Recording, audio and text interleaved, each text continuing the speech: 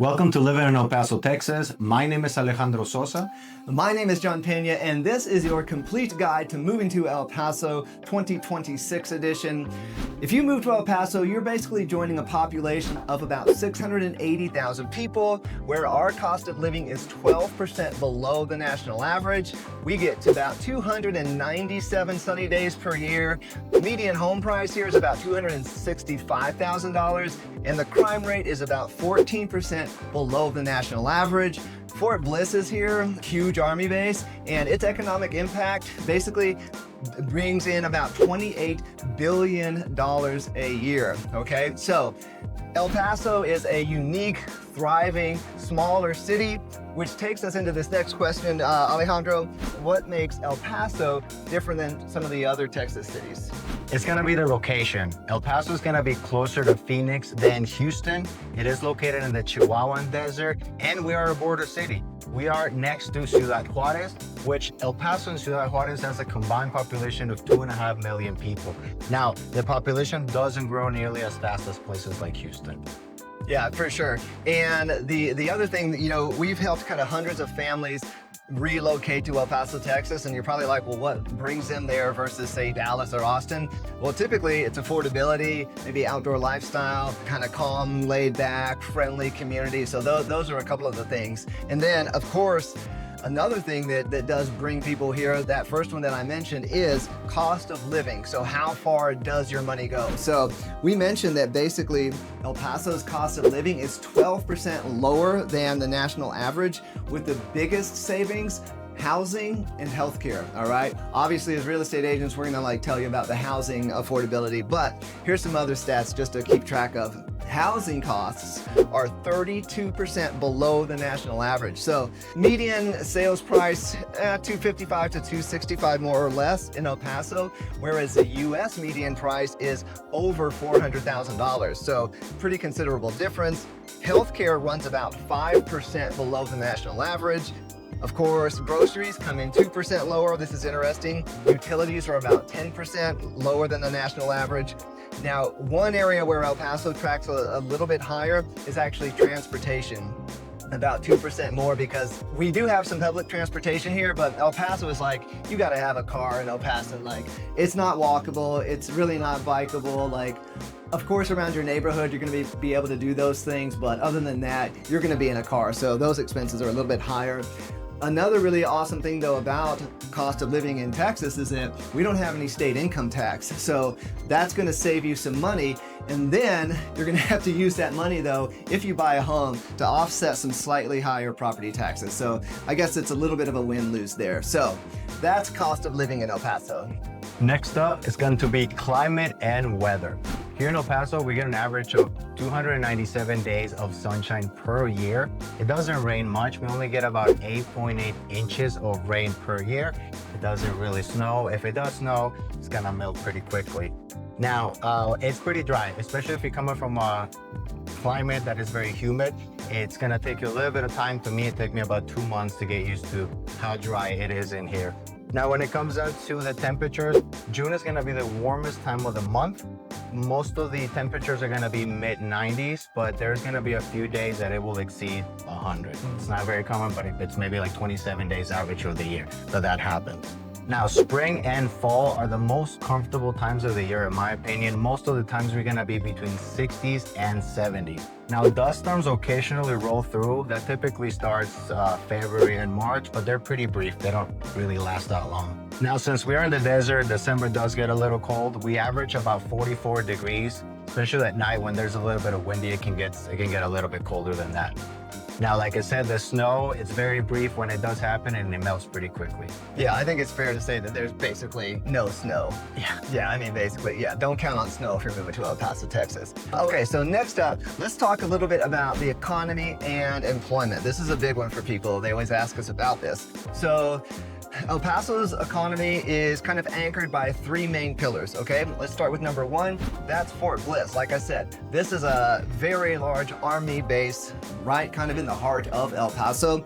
It basically supports about 127,000 jobs, and like I said at the beginning, contributes almost $28 billion to the El Paso and the Texas economy. So The base is home to about 28,000 active member service and has about 41,000 direct employees. So there's a lot going on at Fort Bliss. And the cool thing about it is it kind of makes like a recession-resistant economic floor for El Paso. So when there might be like an economic downturn nationally, El Paso actually typically does pretty well because we've got all that income, all that movement with Fort Bliss. The second pillar is international trade and logistics, basically. So obviously being a border city, we're a major port. So there are literally billions coming of the products coming over the border here. So warehousing, distribution, transportation, lots and lots of jobs there. And then the third pillar for employment here is essentially healthcare and education. So healthcare, we've got, let's see, University Medical Center, the Hospitals of Providence, Las Palmas del Sol Healthcare are major employers. And then aside from just, schools, the public schools, private schools, we've got UTEP here, and then a pretty expansive El Paso Community College as well that also employs folks in El Paso. And moving on, we're going to talk about where to live in El Paso. There's many different areas in El Paso. Mainly, we're going to talk about three of the big ones. One is going to be the west side. The west side is one of the most popular areas here in El Paso. It's an established area here that mainly is going to divide into sections. The Upper Valley and, what your traditional west side of El Paso. Now, it's very popular with families that are looking for homes that are your typical homes that have a lot of character, possibly, 300,000-400,000 and up. It's like I said, it's a very popular area. You got Kern, which is also a very historic, really, really nice neighborhood close to UTEP as well. The other area we're going to talk about is the east side. The east side is your established area, your established neighborhoods.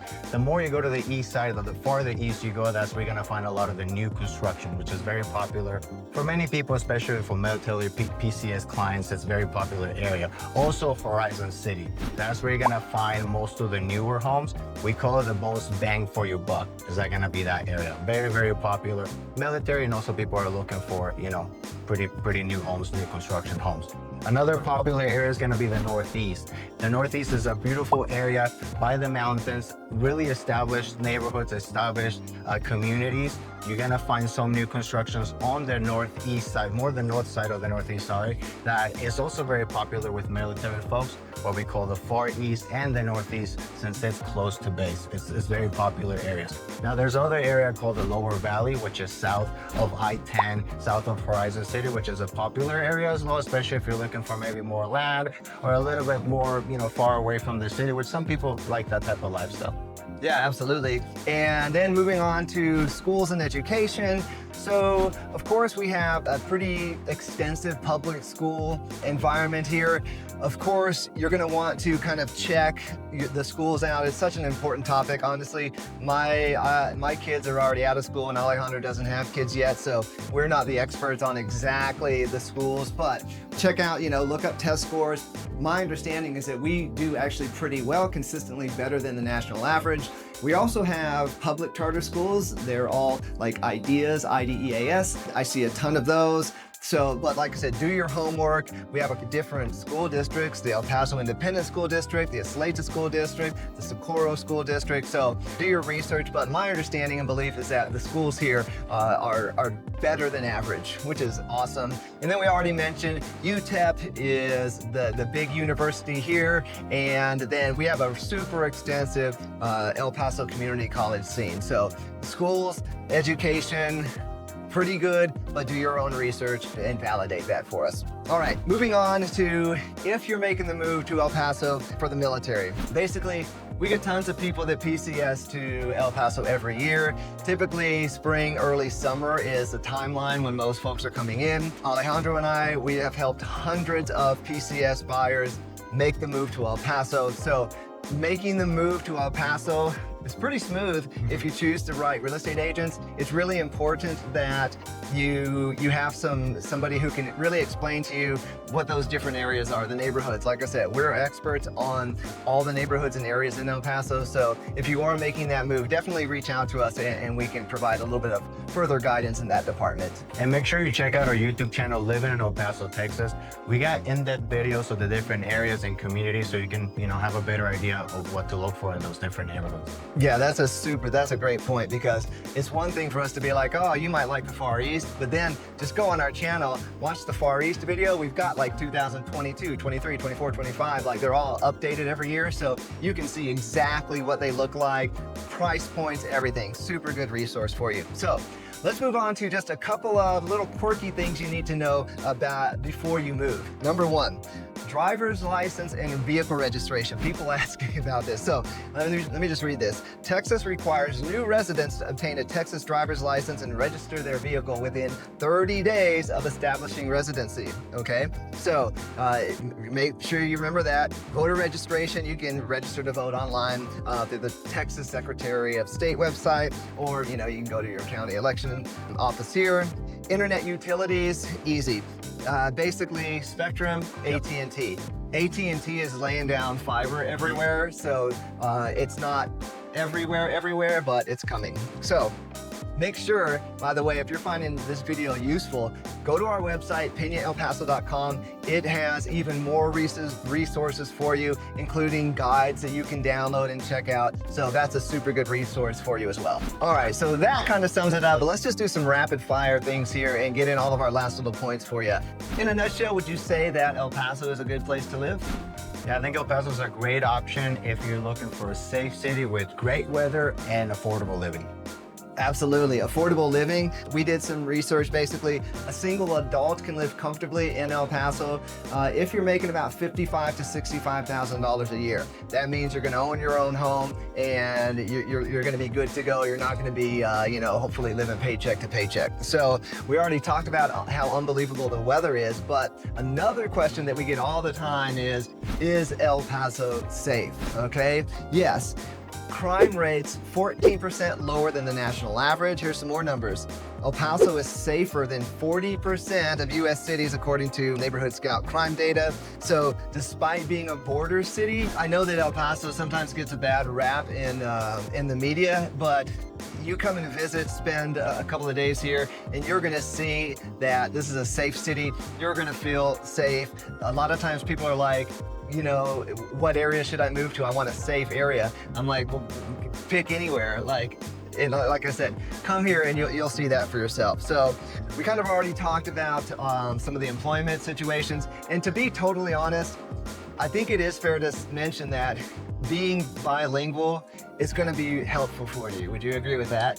Definitely helpful, not required. A lot of people think that you need to speak Spanish in order just to survive here, and that's not the case, but it'll definitely help. It'll definitely help. Yeah.